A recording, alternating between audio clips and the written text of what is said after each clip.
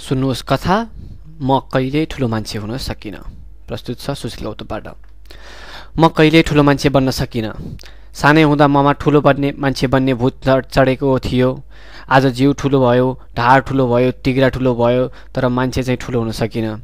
हिजो ठेकीको दही हत्केलामा राखेर दौडिँदा कति नै बाँकी रहन्थ्यो र कान्ना मुनि पुग्दा हेर आज त्यही हत्केलामा लिएर कुदेको दही कोसौँ टाढाको खोलामा पुग्दा पनि जस्ताको तस्तै हुन्छ।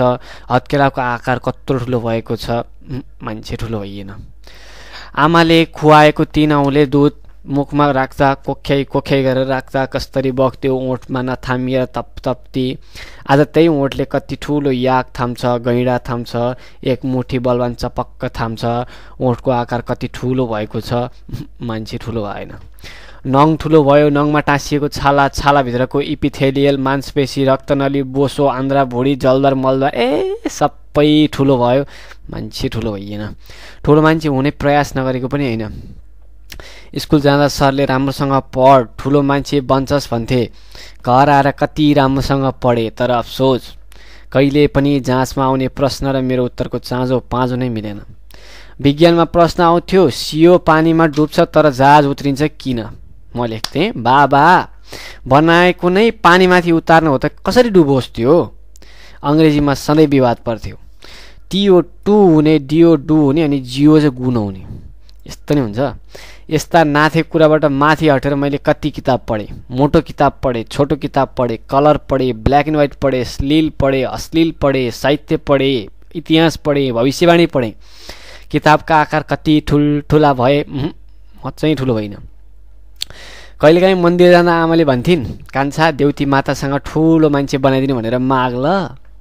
मलाई अचम्म लाग्थ्यो र सोच्थेँ, रातो दिन मन्दिरमै बस्ने पुजारीले त त्यत्रो झुत्रे भएर बसेको छ, दिनदिनै माग्नेको त त्यस्तो गति छ भने हामी कहिलेकाहीँ आएर हात ठडाएर माग्दैमा दिनलाई के हामी देउती माताको माइतीपट्टिको हो र? संसारमा धेरै मान्छेबाट ठुला मान्छे बनेका छन्। जर्मन तानाशाही हिटलर बाल्यकालमा राम्रो चित्र बनाउँथे भनेर मैले पनि सानैदेखि सुनेको थिएँ। त्यही सिको गर्दै मैले पनि ढाडे बिरालो, रातो भाले, घैँटोको चित्र कार्बनले छापी छापी नबनाएको कहाँ हो र? खै त म ठुलो मान्छे बनिन।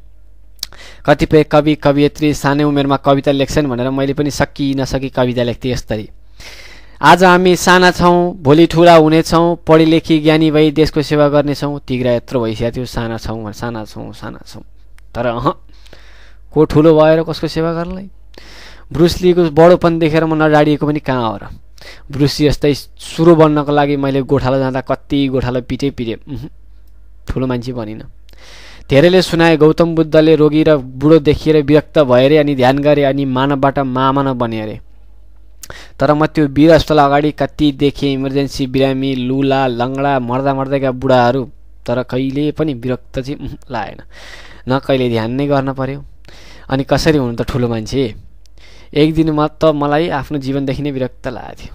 अनि त्यही विरक्तको फाइदा उठाएर मैले जबरजस्ती ध्यान गर्न बसेँ त्यही रत्न पार्कमा। मनुष्यले अन्तमा किन सिल ट्युमर चपाउँछ भन्ने नै मेरो विषय थियो। मनुष्यले अन्तमा किन सिल ट्युमर चपाउँछ? बडो चिन्तनका साथ ध्यानमा बसेको थिएँ मैले त्यो रत्न पार्कको चौरमा। बिस्तारै मैले मानव जीवनलाई राम्रोसँग अवलोकन गरेँ अनि मृत्युको कल्पना गर्दै बडो गम्भीर मनन गर्दै आँखा चिम्लेँ। बिस्तारै मेरो आँखा अगाडि अन्धकार छायो। म मानवबाट मानव बन्ने सङ्क्रमणमा थिएँ। अन्धकार बिस्तारै बढ्दै बढ्दै गएर बिस्तारै बिस्तारै बिस्तारै बिस्तारै म अन्धकारमा डुबेँ। मेरो अगाडि केही पनि थिएन, मैले केही पनि देखेको थिइनँ। मैले बिस्तारै सोच्न थालेँ, मानव जीवन के हो? त्यत्तिकैमा समय बितेको ख्यालै भएनछ। केही समयपछि आँखा खुल्यो। दिव्य ज्योति प्राप्त भएको भान हुनु मात्र के लागेको थियो, अचानक छाँगाबाट फुत्तै खसे जस्तो भयो। छेउमा राखेको फिटराइट कम्पनीको छालाको जुत्ता बेपत्ता भएछ। साथसाथै भर्खरै होलसेलबाट किनेर ल्याएको डल्ले साबुन बेपत्ता भएछ। ध्यान गर्ने मोक्ष पाउने जुत्ता चोरै लिएर गएछ। त्यसपछि म बागबजारसँग खाली खुट्टे आएँ। त्यहाँबाट साथीको घरमा चप्पलमा आएर घर आउनु पर्यो। यस्तो बिजोग।